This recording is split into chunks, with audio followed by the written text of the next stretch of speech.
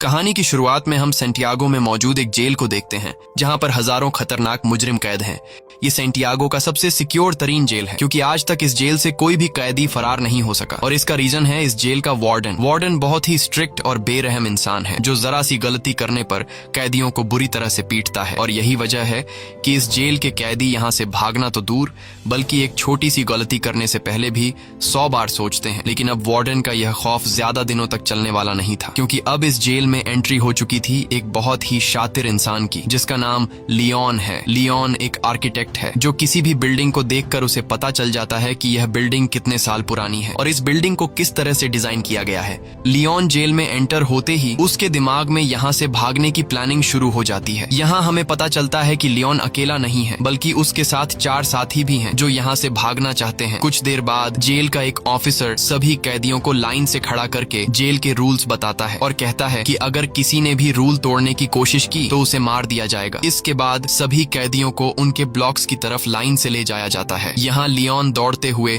Cell number 50 को पकड़ने की कोशिश करता है क्योंकि उसने पता लगा लिया होता है कि यहाँ से भागने के लिए सेल नंबर 50 सबसे परफेक्ट जगह है। लेकिन जब वो सेल नंबर 50 का दरवाजा खोलता है तो सेल नंबर 50 पर पहले एक आदमी ने कब्जा कर लिया होता है। यह देखकर लियोन काफी उदास हो जाता है और न चाहते हुए वो सेल नंबर 50 के बगल वाले सेल में चला जाता है। वहीं हम देखते हैं कि लियोन के बाकी 4 साथियों ने उन्हीं सेल्स में डेरा जमा दिया है जो उन्हें प्लान के मुताबिक कब्जा करना था। कुछ देर बाद लियोन के साथी लियोन के सेल में आ जाते हैं। यहाँ राफेल लियोन से कहता है कि तुम्हें सेल नंबर 50 में जाना था पर यह तो सेल नंबर 51 है। तब लियोन कहता है कि तुम्हारे लिए आसान था क्योंकि तुम्हारा सेल नीचे ग्राउंड फ्लोर पर था इसलिए तुम लोगों ने आसानी से अपने सेल पर कब्जा कर लिया। लेकिन मेरा सेल फर्स्ट फ्लोर पर है जिस वजह से मैं अपने सेल पर कब्जा नहीं कर पाया। यहाँ इनका साथी जर्मन कहता है तो अब हम लोग क्या करेंगे। तब राफेल कहता है कि करना क्या है, कल से हम यहाँ से भागने की प्लानिंग स्टार्ट करेंगे। कुछ देर बाद हम देखते हैं कि यहाँ पर एक कैदी गिटार लेकर आता है और ये गिटार वाला आदमी भी लियोन का साथी है। इस जेल में कैदियों को जो काम आता था उन्हें वो काम करने की इजाजत थी ताकि कैदियों का टाइम पास होता रहे, जैसे गिटार बजाना, खाना पकाना और फर्नीचर का सामान बनाना। अगले दिन हम देखते हैं कि लियोन यहाँ से भागने की प्लानिंग पर लग जाता है। वो जेल के हर एक जगह को काफी गौर से देख रहा होता है लेकिन जब उसकी नजर चारों तरफ गार्ड्स पर पड़ती है तब उसे इस बात का अंदाजा हो जाता है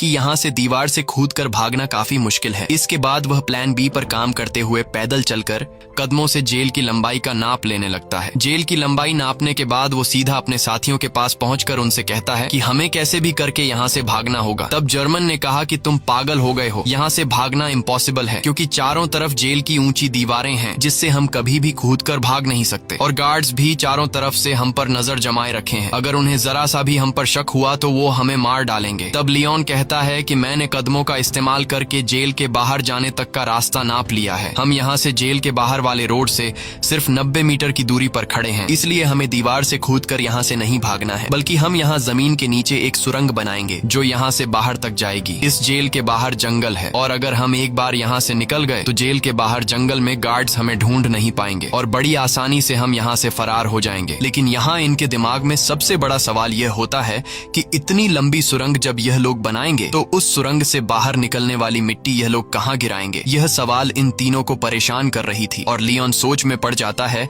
कि सुरंग से निकलने वाले मिट्टी को आखिर कहाँ फेंका जाए। अब जब यह तीनों सुरंग से निकलने वाली मिट्टी को छुपाने के बारे में प्लान बना रहे होते हैं तभी एक कैदी की नजर इन पर पड़ती है जिसका नाम बिगोट है। बिगोट एक धोखेबाज इंसान है जो इस जेल के वार्डन के साथ मिला हुआ है और जब भी वो किसी कैदी को जेल से भागने या फिर कोई रूल तोड़ते हुए देखता है तब बिगोट चुपके से सीधा जाकर गार्ड्स को शिकायत लगा देता है और अब वो पिछले काफी टाइम से लियोन और उसके 2 साथियों पर नजर रख रहा होता है। इन तीनों को काफी टाइम से एक साथ बात करते हुए देखकर बिगोट को इन पर शक हो जाता है इसलिए वो सीधा आकर राफेल से मिलता है। राफेल और कहता है कि मैंने पिछले कई दिनों से तुम तीनों पर नजर रखी है और मुझे पता है कि तुम तीनों यहाँ से भागने का प्लान बना रहे हो इसलिए मैं भी तुम्हारे साथ यहाँ से भागने के प्लान में शामिल होना चाहता हूँ। यहाँ बिगोट के चेहरे को देखकर राफेल को कुछ गड़बड़ नजर आता है इसलिए राफेल बिगोट से कहता है कि ऐसी कोई बात नहीं, हम तीनों तो बस बातचीत कर रहे थे और हमारा यहाँ से भागने का कोई भी प्लान नहीं है। अगले दिन लियोन, जर्मन और राफेल तीनों नीचे वाली सेल में आए। राफेल एक तरफ के दीवार को देखकर कहा कि हम इसी दीवार को खोदकर सुरंग बनाएंगे। लेकिन मसला यह था कि अगर खुदाई का काम शुरू कर दिया गया तो सुरंग को खुला नहीं छोड़ सकते क्योंकि हर शाम गार्ड्स हर एक सेल की चेकिंग करने आते हैं और अगर गार्ड्स ने सुरंग देख लिया तो हम सब पकड़े जाएंगे। तब लियोन कहता है कि हम इस दीवार के एक हिस्से को तोड़कर सेम उसी तरह का एक फेक ब्लॉक बनाएंगे ताकि शाम को जब भी गार्ड सेल की चेकिंग करने आए तब हम उस फेक ब्लॉक को दीवार में लगाकर सुरंग को छुपा देंगे और गार्ड्स के पकड़े जाने से बच जाएंगे। अब यह सब तो ठीक था, लेकिन सबसे बड़ा सवाल यह था कि सुरंग में से निकलने वाली मिट्टी का ये लोग क्या करेंगे। तब लियोन अपने गिटार वाले दोस्त को सेल में बुलाता है और वो अपने गिटार में से एक बड़ा स्क्रू ड्राइवर निकाल कर लियोन को देता है, जिसके बाद लियोन ऊपर छत में एक चौकोर सुरंग करने लगता है जिससे बाहर काफी शोर हो रहा था। अब शोर से बचने के लिए गिटार वाला आदमी गाना गाकर गिटार बजाने लगता है जिससे किसी को भी सेल के अंदर का शोर सुनाई नहीं देता। और कुछ देर की मेहनत के बाद लियोन छत में सुरंग करने में कामयाब हो जाता है। अब यहाँ लियोन जब उस होल से अपना सर बाहर निकाल कर देखता है तो उसे छत पर एक बड़ा खाली जगह दिखाई देता है, जिसे देखकर लियोन काफी खुश हो जाता है क्योंकि यहाँ पर 80 टन से भी ज्यादा मिट्टी आसानी से रखी जा सकती थी। अब शाम होने वाली थी और जल्द ही गार्ड्स आकर सेल की चेकिंग शुरू करने वाले थे, इसलिए राफेल डर जाता है और कहता है कि हमें जल्दी ही इस होल को बंद करना होगा। तब लियोन ने कहा कि जल्दी से मुझे अंडे लाकर दो। यह सुनकर राफेल गुस्सा हो जाता है और कहता है कि तुम्हें इस वक्त मजाक सूझ रहा है। तब लियोन कहता है कि तुम जल्दी से अंडे लाकर दो और फिर मेरा कमाल देखो। यह सुनकर राफेल अंडे लेने जाता है और लियोन जर्मन के साथ मिलकर छत के गिरे हुए मलबे को और तोड़ते हैं और उसका मिट्टी बना लेते हैं। कुछ देर बाद राफेल जल्दी से अंडे लेकर आ जाता है। तब लियोन उस मलबे से बनाई गई मिट्टी को एक बाल्टी में डाल देता है, साथ ही वो उस बाल्टी में चूना भी डालता है और फिर उसके अंदर अंडे मिक्स कर देता है। वही इनका साथी जो बाहर गिटार बजा रहा होता है वह अपने गिटार में एक अलग धुन बजाना शुरू कर देता है जो खतरे की एक वार्निंग होती है, यानी कि सिक्योरिटी गार्ड सेल्स की चेकिंग लेने के लिए आ रहे हैं। तब सेल के अंदर मौजूद लोग भी उस खतरे की घंटी को सुन लेते हैं और समझ जाते हैं कि गार्ड्स आ रहे हैं, इसलिए यह सभी लोग और भी जल्दी से काम करने लगते हैं और यह लोग उस मलबे को आटे की तरह गूंद कर उसका एक ब्लॉक बनाते हैं, जिसके बाद यह लोग उस ब्लॉक को ऊपर होल में फिट कर देते हैं और नीचे से उस जगह पर एक पोस्टर लगा देते हैं। कुछ देर बाद गार्ड्स उनके सेल के अंदर आ जाते हैं और वो गार्ड्स लियोन और उसके दोस्तों को उनकी सेल से बाहर निकालते हैं। गार्ड्स उनके सेल की अच्छी तरह से चेकिंग लेते हैं, लेकिन अंदर उन्हें कुछ भी नहीं मिलता। तब एक गार्ड को ऊपर छत पर लगा वही पोस्टर दिखाई देता है, लेकिन जैसे ही गार्ड उस पोस्टर को उतारने वाला होता है तभी उसे बाहर से उसका ऑफिसर उसे बुला लेता है, जिसे सुनकर वह गार्ड उस पोस्टर को बिना निकाले ही चला जाता है और इस तरह से इन सब की जान बच जाती है। अब यहाँ इन लोगों को इस जेल में 34 दिन हो चुके थे और उन्हें जल्द ही इस जेल से निकलना था, इसलिए लियोन और जर्मन ऊपर छत पर चढ़कर लकड़ी का खोखला बॉक्स बनाते हैं और उस लकड़ी के बॉक्स में ये लोग सफेद सीमेंट भरकर छत पर रख देते हैं। कुछ दिन बाद उनका ब्लॉक तैयार हो जाता है। अब भारी थी सुरंग बनाने की, जिसके बाद ये लोग खुदाई के काम पर शुरू हो जाते हैं। ये लोग दीवार का सबसे नीचे का हिस्सा पहले से बने हुए उस ब्लॉक के अनुसार काटने लगते हैं, लेकिन खुदाई करते वक्त काफी शोर हो रहा था जिसकी आवाज कुछ गार्ड सुन लेते हैं और गार्ड उनके सेल की तरफ बढ़ने लगते हैं। पर गार्ड के पहुंचने से पहले ही उनके गिटार वाला साथी आकर उन्हें बता देता है कि कुछ गार्ड सेल की तरफ आ रहे हैं। ये सुनकर सभी लोग काफी डर जाते हैं क्योंकि उन्होंने दीवार का जो हिस्सा काटा था वह हिस्सा उनके बनाए हुए ब्लॉक से छोटा था, जिसमें वह ब्लॉक फिट नहीं हो सकता था। अब जब उन्हें कोई दूसरा रास्ता नजर नहीं आता तब ये लोग जल्दी से टूटी हुई दीवार के मलबे को इकट्ठा करते हैं और जिस जगह ये लोग सुरंग बना रहे थे वहां ये लोग काफी बारीकी से सामान रखकर उस जगह को छुपाते हैं और अपने अपने काम में लग जाते हैं ताकि गार्ड को उन पर शक न हो। कुछ देर बाद एक गार्ड उनके सेल के अंदर आता है और वह गार्ड इनके सेल के चारों तरफ नजर घुमाकर चेक करता है कि कहीं ये लोग यहाँ से भागने की प्लानिंग तो नहीं कर रहे, पर उसे कुछ भी गड़बड़ नहीं नजर आता, इसलिए वह गार्ड वहां से चला जाता है। गार्ड के जाते ही ये लोग रेडियो का आवाज तेज कर लेते हैं और फिर से खुदाई के काम पर लग जाते हैं। कई घंटों की मेहनत के बाद फाइनली ये लोग ब्लॉक के शेप का एक परफेक्ट हिस्सा काट लेते हैं और सफेद सीमेंट के उस ब्लॉक को वहां पर फिक्स कर देते हैं। अब यहाँ खुदाई से निकले हुए मलबे को ये लोग एक बैग में भर लेते हैं और उस बैग को ऊपर वाले सेल में ले जाते हैं जहां उन्होंने पहले से सेल की छत को तोड़कर होल बनाया था और उस होल को उन्होंने अंडे और मलबे को मिक्स करके एक छोटा सा ब्लॉक बनाकर छुपा दिया था। ये लोग उस ब्लॉक को निकालकर उसके ऊपर जो खाली जगह होती है वहां पर ये लोग मिट्टी जमा करना शुरू कर देते हैं। छत पर मिट्टी रखने के बाद ये लोग छत वाले ब्लॉक को वापस लगाकर उसे व्हाइट सीमेंट से कवर कर देते हैं और उसे वापस से फोटो से ढक देते हैं। इसी तरह रोजाना वह गिटार वाला उनका साथी गिटार बजाकर लोगों का ध्यान भटकाता है, साथ ही वह पुलिस पर भी नजर रखता है और लियोन, राफेल और जर्मन नीचे वाली सेल में सुरंग को खोदते हैं और जो मिट्टी सुरंग से निकलती है ये लोग उस मिट्टी को अलग अलग बैग में निकालकर अलग अलग तरीके से ऊपर वाली सेल की छत पर जमा करने लगते हैं। इस तरह से ये लोग पूरे दिन का एक रूटीन बना देते हैं और कई दिनों तक उनकी खुदाई का काम बड़ी चालाकी से चलता रहता है। लेकिन एक कैदी जिसका नाम ऑस्कर है, उसे इन लोगों पर शक हो जाता है क्योंकि वह पिछले कई दिनों से इन लोगों को नोट कर रहा था। वह देखता है कि ये लोग हर रोज एक ही पैटर्न को फॉलो करते हुए नीचे के सेल से ऊपर वाले सेल पर जाते हैं। साथ ही ये लोग हमेशा हाथ में बैग या फिर बाल्टी लेकर ऊपर जाते हैं। ये सब देखकर ऑस्कर को उन पर शक हो जाता है, लेकिन वह किसी से भी कुछ नहीं कहता, बस चुपचाप उन पर नजर रखता है। अब यहाँ इन लोगों को इस जेल में 70 दिन बीत चुके थे और लियोन जब सुरंग को नापता है तो उससे पता चलता है कि 70 दिनों में हमने सिर्फ 5 मीटर सुरंग बनाई है। ये देखकर लियोन काफी मायूस हो जाता है और लियोन समझ जाता है कि हम 5 लोग इस सुरंग को इस तरह से कभी भी कंप्लीट नहीं कर पाएंगे। इसलिए वो अपने साथियों से कहता है कि हमें इस सुरंग को कंप्लीट करने के लिए और आदमियों की जरूरत पड़ेगी और अगर हम 5 लोग इसी रफ्तार से मिट्टी निकालते गए तो इस सुरंग को कंप्लीट करने में हमें 5 साल लग जाएंगे। इसलिए हमें सुरंग को और तेजी से खोदना होगा। वही उनका साथी जर्मन जब बैग में मिट्टी भरकर ऊपर ले जा रहा था तभी एक पुलिस वाला उसे रोक लेता है और जर्मन से पूछता है कि इस बैग में क्या है। तब जर्मन कहता है कि कुछ खास नहीं, बस मेरी जरूरत का कुछ सामान है। ये सुनकर वह पुलिस वाला जर्मन से कहता है कि अच्छा ठीक है, चलो अब बैग खोल कर दिखाओ। ये सुनकर जर्मन घबरा जाता है और जर्मन को लगता है कि आज हम सभी पकड़े जाएंगे। लेकिन जब जर्मन अपना बैग खोलता है तो उसमें कुछ सामान रखा गया था। दरअसल जर्मन ने पहले से बैग में मिट्टी नीचे छुपाई होती है और सामान ऊपर रख दिया होता है। लेकिन गार्ड को जर्मन पर शक होता है, इसलिए वह गार्ड जर्मन से कहता है कि मेरे पीछे चेकिंग रूम में आओ। तब जर्मन बड़ी चालाकी से नीचे बैठा अपने साथी लियोन के साथ उसी तरह का सेम एक दूसरा बैग बदलकर गार्ड के पीछे चेकिंग रूम में चला जाता है। चेकिंग रूम में जब वह गार्ड जर्मन के बैग को अच्छी तरह से चेक करता है तो उसके अंदर सामान के अलावा कुछ भी नहीं मिलता, जिसके बाद वह गार्ड जर्मन को जाने देता है। अब इन सभी कैदियों को जेल में 86 दिन बीत चुके थे और अब ये लोग और ज्यादा दिन यहाँ नहीं रहना चाहते थे। इसलिए लियोन और उसके साथी जल्दी से सुरंग के काम को बढ़ाने के लिए ऊपर वाले फ्लोर के कुछ कैदियों को अपने साथ मिला लेते हैं। यहाँ लियोन उन नए कैदियों को दीवार से ब्लॉक हटाकर सुरंग भी बताता है। ये देखकर वो कैदी फौरन इनके साथ मिलकर काम करने को मान जाते हैं क्योंकि वो सोचते हैं कि अगर 5 लोग मिलकर 7 मीटर लंबा सुरंग खोद सकते हैं तो हम सब एक साथ मिलकर जल्द ही इस सुरंग को पूरा कर लेंगे। और साथ ही इन नए आने वाले कैदियों में कुछ कैदी ऐसे भी थे जिन्हें फांसी होने वाली थी, इसलिए वो लोग तो पहले से यहाँ से भागने का चांस ढूंढ रहे थे। अब लियोन जब समझ जाता है कि सभी कैदी सुरंग के लिए तैयार हो चुके हैं तब लियोन उन्हें अपना प्लानिंग बताते हुए कहता है कि हम डेली 1 घंटे की शिफ्ट में काम करेंगे। 2 लोग खुदाई का काम करेंगे,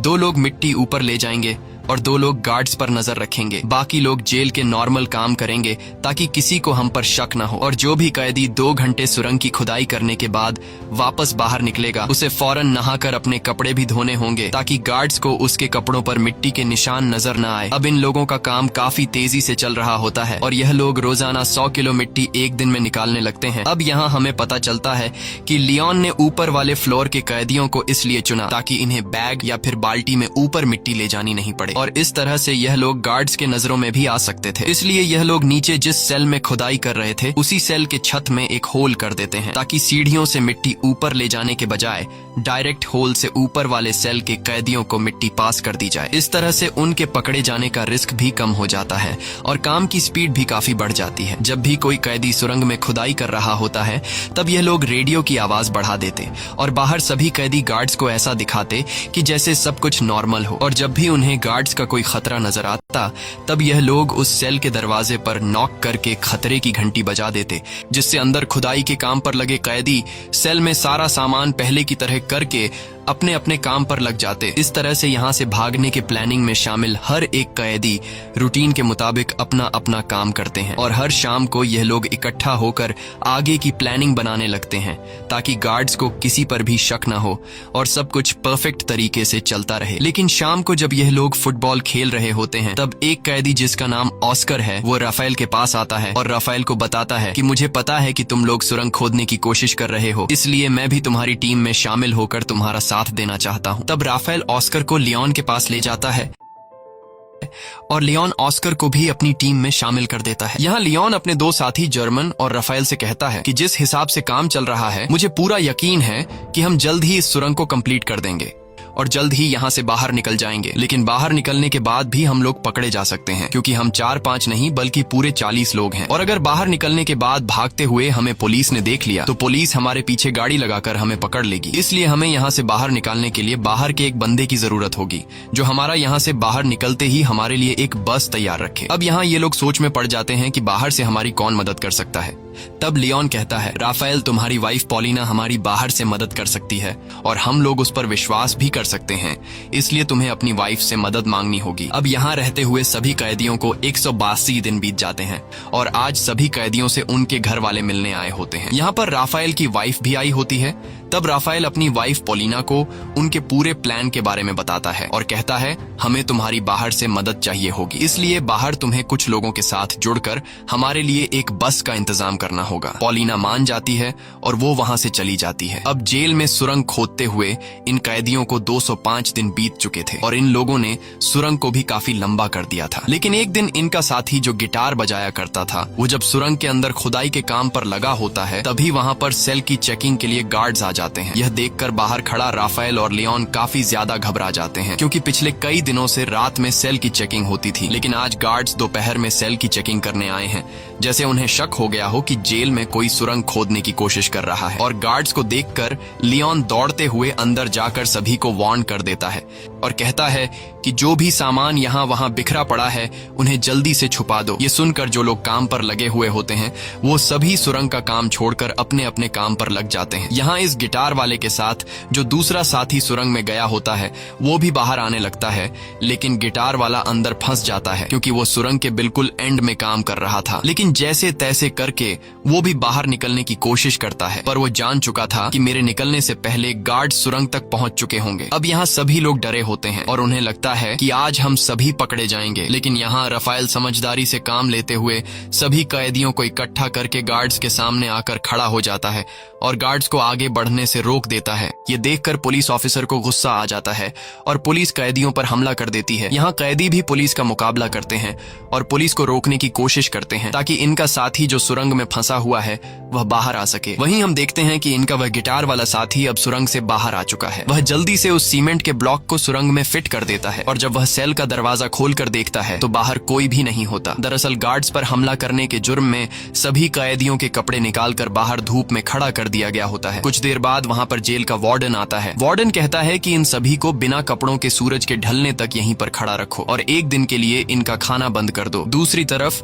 राफेल की वाइफ पोलिना एक चर्च में जाकर लियोन के पिता से मिलती है। लियोन के पिता एक पादरी थे। यहाँ लियोन का एक पुराना दोस्त भी आता है। तब राफेल की वाइफ पोलिना लियोन के फादर और उसके दोस्त को लियोन का पूरा प्लान समझा देती है और कहती है कि हमें उन्हें बचाने के लिए एक बस का इंतजाम करना होगा। तब लियोन का दोस्त भी इनकी मदद करने के लिए तैयार हो जाता है और कहता है कि बस का इंतजाम मैं कर लूंगा। वहीं दूसरी तरफ जेल में राफेल से उसकी वकील मिलने आती है। यहाँ जेल का वार्डन राफेल को सिगरेट देने लगता है, पर राफेल सिगरेट लेने से इनकार कर देता है। लेकिन राफेल वार्डन के सिगरेट के डिब्बे को पहचान लेता है कि वार्डन कौन से ब्रांड का सिगरेट पीता है। अब यहाँ इन लोगों को इस जेल में रहते हुए 1 साल से भी ज्यादा टाइम बीत चुका था और इन लोगों ने सुरंग को भी काफी लंबा कर दिया था। दिन रात मेहनत के बाद अब सुरंग भी जल्द कंप्लीट होने वाला था। लेकिन एक दिन सुरंग में इनका एक साथी जब काम कर रहा होता है तभी अचानक वह बेहोश हो जाता है, क्योंकि इतनी गहराई में ऑक्सीजन की कमी होती है। अच्छी बात यह थी कि राफेल उसके पीछे होता है और राफेल जैसे तैसे करके उस आदमी को बाहर निकाल देता है। शाम को ये लोग मीटिंग करते हैं कि अब सुरंग काफी लंबा हो चुका है। जहाँ अंदर ऑक्सीजन ना होने की वजह से सांस लेने में तकलीफ होती है, इसलिए हमें कुछ करना होगा। यहाँ पर एक आदमी होता है जो जेल में काम करता है। उसके पास एक मशीन होती है जिससे ये लोग पंखा लगाकर सुरंग के एंड तक ऑक्सीजन पहुंचा सकते हैं। राफेल उस आदमी से कहता है कि अगर तुम हमें ये मोटर दोगे तो हम तुम्हें अपने साथ शामिल कर लेंगे। वह कैदी मान जाता है और फिर ये लोग उस मोटर में एक पंखा लगाकर प्लास्टिक के पाइप के जरिए सुरंग के एंड तक ऑक्सीजन पहुंचाने में कामयाब हो जाते हैं और अब सुरंग के एंड में काम करने वाले लोगों को सांस लेने में तकलीफ नहीं होती। इस तरह से इनका काम फिर से जारी हो जाता है। लेकिन अब जेल के वार्डन को कैदियों पर शक होने लगता है, इसलिए जेल का वार्डन अपने पास एक कैदी को बुलाता है जिसका नाम बिगोट है। वार्डन बिगोट को सिगरेट का पैकेट देता है और उससे कहता है कि मुझे जेल में कुछ न कुछ गड़बड़ नजर आ रहा है, इसलिए तुम्हें कैदियों पर नजर रखनी होगी कि वो क्या करने की कोशिश कर रहे हैं। और बिगोट मान जाता है। दरअसल बिगोट को अभी तक पता नहीं होता कि जेल में कैदी सुरंग खोदने की कोशिश कर रहे हैं। अब यहाँ इन लोगों को सुरंग खोदते हुए इस जेल में 514 दिन बीत जाते हैं और उन्होंने अब जेल के बाहर तक सुरंग खोद दी होती है। अब जहाँ तक उन्होंने सुरंग खोदी होती है वहां पर राफेल नीचे से एक छोटा सा सुरंग करके ऊपर एक लाल कलर का लिक्विड गिरा देता है, ताकि बाहर राफेल की वाइफ और लियोन के साथी को पता चल जाए कि सुरंग यहाँ तक खोदी जा चुकी है। वही बिगोट को राफेल और उसके साथी लियोन पर शक तो होता है, पर उसे पूरा यकीन नहीं होता कि ये लोग सच में सुरंग खोद रहे हैं। इसलिए बिगोट अपने शक को यकीन में बदलने के लिए राफेल के पास आकर उसे कहता है कि अगर तुम लोग यहाँ से भागने की प्लानिंग कर रहे हो तो प्लीज मुझे भी अपने साथ शामिल कर लो। मैं यहाँ थक चुका हूँ, बाहर मेरी वाइफ और मेरी बेटी मेरा इंतजार कर रही है। ये सुनकर राफेल को बिगोट पर तरस आ जाता है, इसलिए राफेल बिगोट को सुरंग के बारे में बताने ही वाला होता है कि तभी राफेल बिगोट के हाथ में सिगरेट का पैकेट देख लेता है और यह वही पैकेट होता है जो कुछ दिन पहले राफेल ने वार्डन के पास देखा था। इसलिए राफेल समझ जाता है कि बिगोट वार्डन के साथ मिला हुआ है। ये सब समझते ही राफेल बिगोट को कुछ भी नहीं बताता। दूसरी तरफ लियोन का बाहर जो पुराना दोस्त होता है वो अपने कुत्ते को साथ लेकर रनिंग के बहाने जेल के करीब आता है और उस लाल कलर के लिक्विड को देख लेता है। अगले दिन लियोन का पिता लियोन को जेल में आकर बताता है कि तुम लोगों ने बाहर जो रेड कलर का लिक्विड गिराया था वो हमने देख लिया है। तुम लोग जेल के बाउंड्री के बाहर तो आ चुके हो, पर अभी भी तुम लोग सही जगह पर नहीं पहुंचे, इसलिए तुम लोगों को अभी भी 40 फीट और भी सुरंग खोदना होगा। इसके बाद यह लोग फिर से सुरंग को और लंबा करने लगते हैं और अब बस कुछ ही दिन के खुदाई के बाद इनका सुरंग कंप्लीट होने वाला था। लेकिन अब इन लोगों के साथ जो कुछ होने वाला था उसके बारे में उन्होंने बिल्कुल भी सोचा नहीं था। एक दिन जब इनका एक साथी सुरंग की खुदाई के काम पर लगा होता है, तभी अचानक एक बहुत ही बड़ा भूकंप आता है जिससे जेल की दीवारें हिलने लगती हैं। लियोन उस वक्त अपने दोस्तों के साथ बाहर फुटबॉल मैच देख रहा था। भूकंप के झटके महसूस होते ही वो तेजी से सुरंग की तरफ भागा। यहाँ गार्ड्स सभी कैदियों को जेल से बाहर निकालने लगते हैं ताकि कहीं इन पर जेल की दीवारें न गिर जाएं। और लियोन भी जैसे तैसे करके सुरंग के अंदर फंसे हुए अपने साथी को बाहर निकाल लेता है। अब लियोन ने अपने साथी को तो बचा लिया था, लेकिन अब उसे डर था कि कहीं भूकंप की वजह से अंदर से सुरंग टूट नहीं गया हो। इसलिए लियोन फिर से सुरंग के अंदर जाता है और अंदर जाकर वो देखता है कि सुरंग पूरी तरह से सेफ है। देखकर लियोन को सुकून मिल जाता है। अब जब इनके सुरंग का काम पूरा होने वाला होता है तब लियोन जाकर जेल के एक कैदी से मिलता है जो कि व्हील चेयर पर होता है। लियोन उससे कहता है कि हम जल्द ही यहाँ से भागने वाले हैं, इसलिए मैं चाहता हूँ तुम भी हमारे साथ चलो। लेकिन वो व्हील चेयर पर बैठा आदमी कहता है तुम जल्द से जल्द यहाँ से भाग जाओ और मेरी चिंता मत करो, मैं तुम्हारे साथ नहीं आ पाऊंगा। अब फाइनली वो दिन आ गया जिस दिन ये लोग इस जेल से भागने वाले थे और जैसे ही सभी कैदी रात को टीवी देखने में मसरूफ होते हैं तब वो सभी कैदी जो यहाँ से भागने की प्लानिंग में शामिल थे वो सभी एक एक करके उठकर जाने लगते हैं। यहाँ किसी को भी इन पर शक नहीं होता क्योंकि सबका ध्यान टीवी में रोमांटिक फिल्म पर होता है और भागने वाले सभी कैदी सुरंग वाले सेल में आ जाते हैं और यहाँ एक एक करके सभी कैदी सुरंग में उतरने लगते हैं। वहीं बिगॉट जब टीवी देख रहा होता है तब उसका ध्यान पीछे की तरफ जाता है और वो देखता है कि यहाँ से तो कई सारे कैदी जा चुके हैं। ये देखकर उसे शक हो जाता है और वो सीधा राफेल के सेल की तरफ बढ़ने लगता है। लेकिन बीच रास्ते में व्हील चेयर वाला आदमी बिगोट को रोक लेता है, पर बिगोट इस आदमी को धक्का देकर गिरा देता है, जिसके बाद वो सीधा राफेल के सेल में आ जाता है जहाँ उसे सुरंग दिखाई देता है। साथ ही वहाँ पर ऑस्कर भी खड़ा होता है और ऑस्कर यहाँ से निकलने वाला आखिरी कैदी होता है। लेकिन अब जब बिगोट को सारी सच्चाई का पता चल गया होता है तब वो पुलिस को बुलाने के लिए जाता है, लेकिन ऑस्कर उसे पकड़ लेता है। इस दौरान इन दोनों के बीच फाइट छिड़ जाती है और बिगोट ऑस्कर को स्क्रू ड्राइवर से बाजू पर मारकर बुरी तरह से घायल कर देता है। लेकिन ऑस्कर बुरी तरह से घायल होने के बावजूद भी बिगोट को जाने नहीं देता और बिगोट को मार मार कर बेहोश कर देता है। अब ऑस्कर भी सुरंग में जाने की कोशिश करता है, पर उसका बाजू बुरी तरह से घायल होने की वजह से वो सुरंग में नहीं जा पाता। दूसरी तरफ सभी कैदी सुरंग के अंदर धीरे धीरे आगे बढ़ रहे होते हैं और बढ़ते बढ़ते ये लोग सुरंग के एंड तक पहुंच जाते हैं, जहां बाहर से लियोन का पुराना दोस्त सुरंग का ऊपर से हिस्सा खोल देता है और वह एक एक करके सभी कैदियों को हाथ से पकड़कर बाहर निकालता है। बाहर निकलने के बाद सभी कैदी जल्दी से अपने कपड़े बदल लेते हैं और तभी उन्हें सामने के ब्रिज पर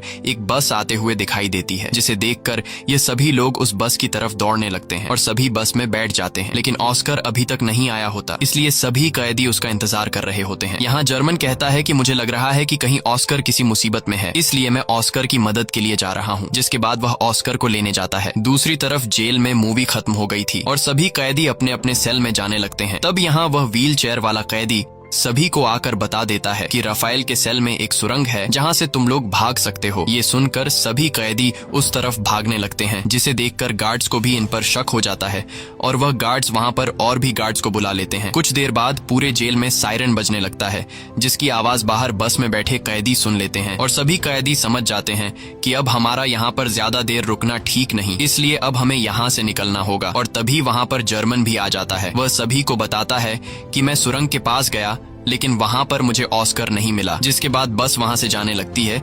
वहीं हम जेल में ऑस्कर को देखते हैं, जो घायल होने की वजह से जेल से भाग नहीं पाया। अब यहाँ कैदियों के भागने की खबर जेल के वार्डन को दी जाती है। कैदियों के भागने की खबर सुनकर वह काफी गुस्सा हो जाता है।